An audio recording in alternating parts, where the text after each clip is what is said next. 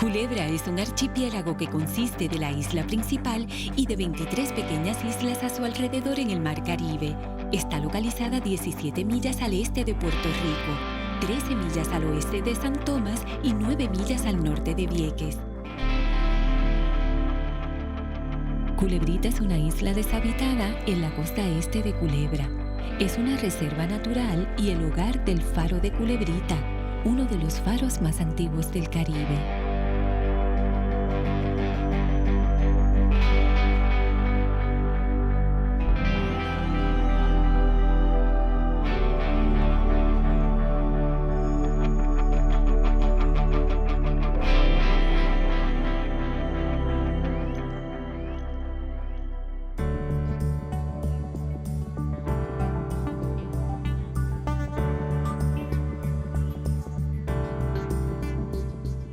El Faro de Culebrita se comenzó a construir en el 1882 y se concluyó 4 años después.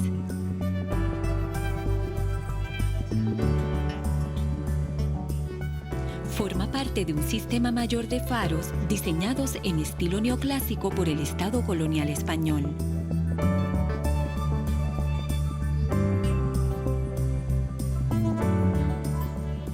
España se ha lanzado ya a una campaña basada en todos los progresos de la ingeniería. Han establecido en Puerto Rico la red de caminos, que de ahí es que vienen las casas de camineros que vemos en varias áreas rurales de Puerto Rico.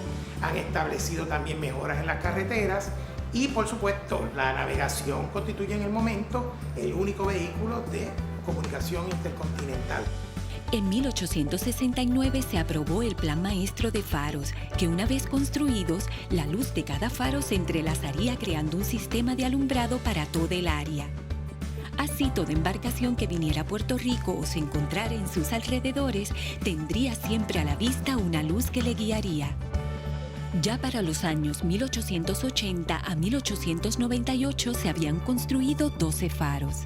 Los faros son distintos dependiendo de la orden de la luz necesaria. Así que las plantas son distintas también dependiendo de dónde estaban ubicadas, porque el subsuelo determina también lo que puedes construir. El 18 de noviembre de 1885 se inauguró el Faro de Culebrita, con un alcance de 13 millas con 2 torreros de plantilla. A partir de la invasión norteamericana, el Faro de Culebrita pasó a formar parte de las instalaciones de Estados Unidos. Mis padres eran de Cabo Rojo ambos. Mi papá era miembro de la Guardia Costanera por muchos años. Él estuvo 20 años en la Guardia Costanera y 13 años en el Army. Él era un militar total. Y entonces, como él era un guardacosta, eso se llamaba antes torreros. Esos torreros, ellos tenían que velar que no se apagara la luz del faro, porque esa luz era la que alumbraba los barcos que iban pasando. Ellos dormían arriba, había esa escalera de caracol. Entonces mi papá dormía en un catrecito, él dormía una noche y el otro torrero la otra noche. Bueno, el recuerdo más lejano que tengo es cuando yo esporádicamente iba al Faro de Culebrita con uno de los torreros que había en Culebra, de los últimos torreros que había en Culebra, que se llamaba Gonzalo Flores. Gonzalo vivía en el pueblo de Culebra, pero cada 2 o 3 días tenía que ir al faro para que vean las baterías que corrían la luz del faro.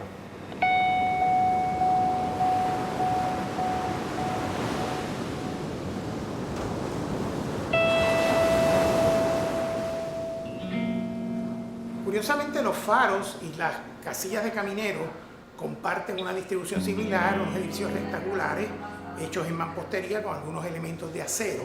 Así que la mampostería entonces, que es el sistema de agarre de piedra, argamasa, entonces luego se encala y se pintaba en muchas ocasiones, o se le daba un baño de cal, que era como se protegían entonces las superficies.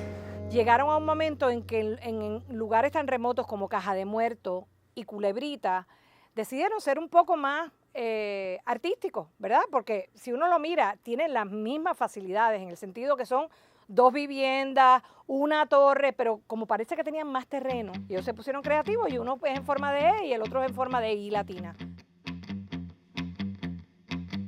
La construcción fue comisionada al ingeniero Manuel Maese en 1883. Para poder hacer el faro hubo que construir un muelle embarcadero inclinado y necesitaron un motor de vapor para subir los materiales desde la orilla hasta la cima de la montaña. El agua hubo que traerla del río de Fajardo, a 30 millas de distancia, en una embarcación de 25 toneladas. El alto costo de la construcción obligó al ingeniero Manuel Maese a paralizar las obras y presentar un ajuste presupuestario que añadiría miles de pesos a la suma original. Pero a pesar del disgusto, fue aceptado el nuevo presupuesto por la Comisión Central. En muchos de los faros las escaleras van a aparecer como escaleras en hierro. Recordemos que el siglo XIX es lo que llaman el siglo de los caminos de hierro, es el siglo de los trenes. Se descubre el uso del acero. El acero abre la posibilidad, hasta entonces no contemplada, de que un material de construcción de uso funcional desarrolle una nueva estética.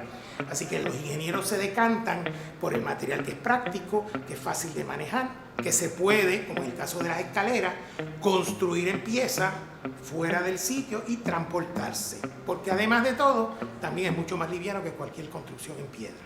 Lo interesante es que esas cúpulas eran de cobre doble, se decían las cúpulas de cobre doble. Y lo que era la veleta de viento y el pararrayo era de bronce. Durante el día, esa cúpula servía como punto de referencia de navegación también.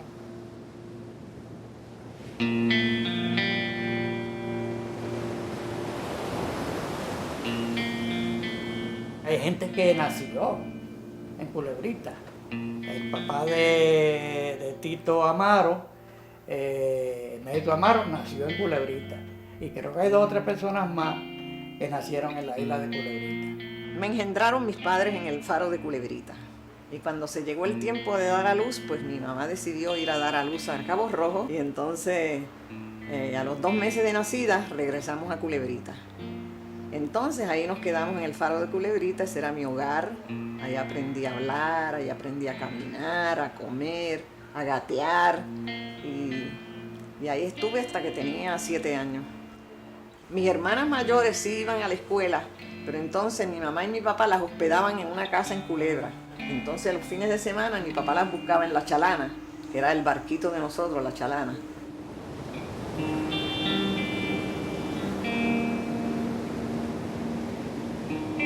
La Chalana era un barco que tenían los torreros para venir al pueblo de Culebra, lo que le llamaban La Chalana, que era un pequeño barco de vela.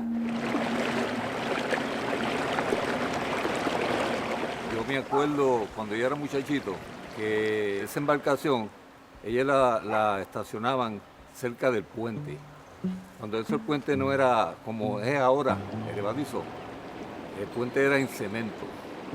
Entonces ellos estacionaban la lancha ahí en ese lado. Hacíamos la compra en Culebra. A veces mi papá iba solo y a veces íbamos todos. Siempre mucha comida traía él, muchas cosas de lata. Y cuando nos decían vamos para Culebra, nosotros locos de contento, ahí nos vestían bien bonitos con los mejores vestiditos que tuviéramos, los mejores zapatitos con medias. Esa era la capital. En Culebra las calles eran sin embrear, eso era puras piedras y tierra y todo. No había luz eléctrica.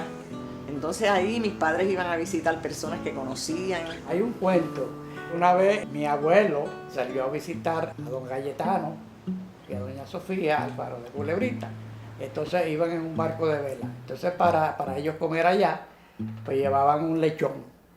Y entonces pues llevaban el lechón en un saco y entonces el lechón se salió del saco y se tiró al agua. El caso es que el lechón se apareció a la casa de mi abuelo como a los 2 o 3 días.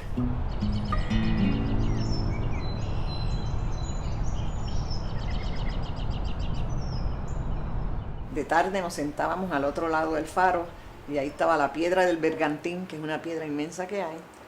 Ahí estaba San Tomás al frente, se veía San Tomás, las casas se veían, las luces. Nosotros íbamos al Cayo, a Culebrita, pero era a pescar, era en las orillas. Al faro íbamos así, que iba un torrero y lo acompañaba. Como yo de las primeras veces que subí al faro fue cuando lo tenía el Cójal. Y recuerdo mucho cuando venían los inspectores a inspeccionar el faro, en un barco que se llamaba el Boyero. Pues ahí Todos teníamos que ayudar a nuestro padre a tener todo limpiecito, aunque él siempre lo tenía limpio, pero ahí era especial. Él nos ponía a recoger las colillas de cigarrillo, él fumaba por todo el área y nos pagaba 5 centavos por cada colilla que recogiéramos. Teníamos una bolsita cada uno y echábamos las colillas y al final él las contaba y ya era 5 centavos cada uno. Teníamos que brillar las perillas de las puertas, bien brilladas, todas las ventanas, bueno, y nosotros siempre dábamos el grado, siempre los inspectores decían que todo estaba perfecto. El aparato, linterna, torreón y efectos llegaron directamente de la compañía Sauté y Limonier de París a un costo de 15.804 francos. La linterna era de doble cúpula de cobre rojo, especial para países cálidos. Remataba con una bola agujereada para ventilación y un pararrayos de cobre con puntas de platino. El torreón prismático era octagonal y las lámparas moderadoras estaban provistas de 4 mecheros.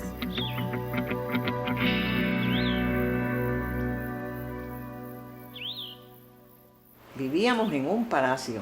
Ese faro era grandísimo, la sala grande, porque eso era todo perfecto, o sea, eran unos muebles de mimbre bien hermosos. Me acuerdo que tenían unas flores grandes, verdes, así, blancos y verdes, eran los muebles de mimbre preciosos. Cada cual tenía su habitación. El piso era de mármol genovés.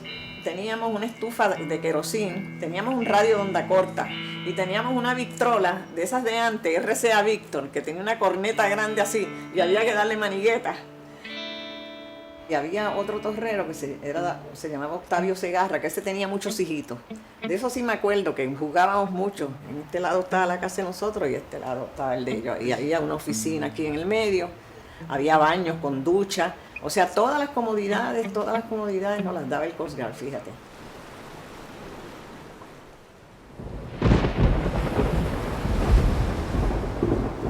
El faro era la guía para donde uno iba de noche. Una noche, por ejemplo, tenebrosa, oscura, de mucha lluvia, uno se perdía y cuando veía una luz de un faro, uno miraba los destellos para reconocer qué faro, dónde está uno. Es el faro más al este de Puerto Rico. Sirve como contrapunto al de la isla de Mona. Guía la navegación a través del pasaje de las Islas Vírgenes y Vieques y conecta con su luz con el faro de Cabo San Juan, en la reserva del Fideicomiso de Conservación en Fajardo. Desgraciadamente, el faro de Culebrita sufrió daño en el 1989 por la causa del huracán Hugo. Luego de eso, en el 1995 también sufrió daño con el huracán Marilyn. Después que yo volví, después de 43 años, cuando vi mi cuarto, y ahora tan sucio que está, me dieron ganas de lavarlo para verlo bonito con jabón y agua. Me dio pena porque estaba todo el pasto allí, la maleza y todo. Cuando estaba mi papá eso era limpio, tú sabes, era un caminito así bien bonito, pero ahora eso está perdido ahí.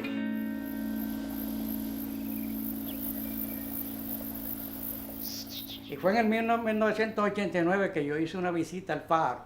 Vi el daño que se le había hecho al faro, entonces pues decidí que había que hacer algo por el faro de Culebrita. El faro sí pertenecía al Coast Guard. Yo empecé a hacer los arreglos a través de la Fundación de Culebra, que no estaba formada en aquel entonces, para ver si conseguíamos jurisdicción sobre el faro. Luego de eso seguimos tratando de conseguir la ayuda del gobierno, estatal, municipal, todo lo que se podía. Por fin, en noviembre del 2002, el GSA Office en Estados Unidos le pasó el faro al municipio de Culebra. Actualmente el faro está automatizado y permanece activo, aunque de nuevo se ha variado el alcance a unas 13 millas. Hoy el faro de Culebrita se encuentra en peligro de extinción y es por esa razón que se ha convertido en proyecto de rescate y restauración de la Fundación de Culebra. Estoy de acuerdo definitivamente que el faro hay que rescatarlo, pero yo creo que eso se puede hacer con menos dinero y de una forma... Hay que conservar la parte original de lo que era el faro.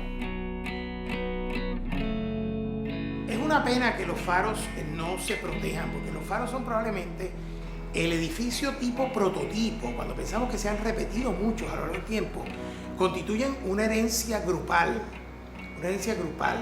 Distintos de ellos están en diferentes estados de deterioro, pero ciertamente un país que está tratando de apostar al turismo y que tenemos que entender que no hay manera de apostar al turismo si no hay una protección del paisaje, esto debería ser mayor prioridad. Ese faro se inscribió en el registro de monumentos históricos de Estados Unidos y yo creo que eso hay que preservarlo. Aparte de que la isla en sí es una isla preciosa. Estamos trabajando con que las escuelas de Culebra enseñen su historia y por primera vez se está dando. Pero una sorpresa fue que aunque los niños han ido a Culebrita, se han bañado en sus aguas, no han subido al faro, no conocen el faro y tienen un deseo de hacerlo. La Fundación quiere fomentar eso porque no es solamente la historia, ahí se levanta también esa autoestima porque lo que se conoce se protege. Pues es patrimonio de los culebrenses, es algo tan hermoso y tan bello que vendría gente de todos sitios del mundo a verlo, porque yo creo que es uno de los faros más hermosos, más lindos del mundo. Es un edificio donde se unen toda la historia de Culebra y requiere que la gente se una para esto, porque entonces también puede ser un proyecto de cultura, un proyecto de historia y que a nivel de economía los muchachos puedan llevar gente allí, pueda haber guías turísticos de la historia, del ambiente, de muchas cosas. Así que por eso es que ese faro es tan especial.